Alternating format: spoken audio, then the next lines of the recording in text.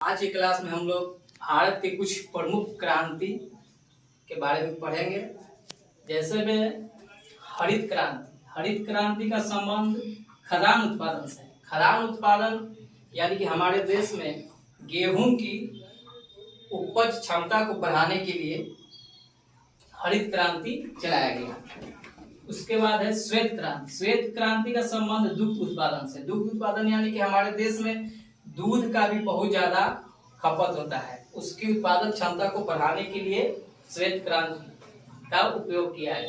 नीली क्रांति। नीली क्रांति यानी इसका संबंध मत्स्य उत्पादन से। मत्स्य उत्पादन यानी कि मछली का उत्पादन क्षमता बढ़ाने के लिए। ठीक है।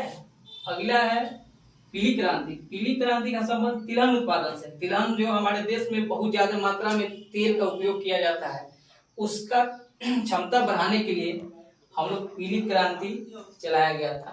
भूरी क्रांति। भूरी क्रांति उर्वरक उत्पादन से संबंधित है। भूरी क्रांति है उर्वरक उत्पादन से, और भूरी क्रांति उर्वरक उत्पादन से इसलिए है क्योंकि हमारे देश में हमारे जितने भी किसान भाई लोग हैं वो खेती करते हैं, और खेती में फसल का उत्पादन क्षमता को बढ़ाने के लिए उर्वरक का उपयोग करते हैं, इसीलिए भूरी क्रांति चलाया गया। रजत एवं सिल्वर क्रांति ये है अंडा उत्पादन से। हमारे देश में बहुत ज्यादा अंडा का खपत होती है और उसको पूर्ति करने के लिए रजत एवं सिल्वर क्रांति चलाया गया था। गोल क्रांति। गोल क्रांति इसका संबंध आलू उत्पादन से है।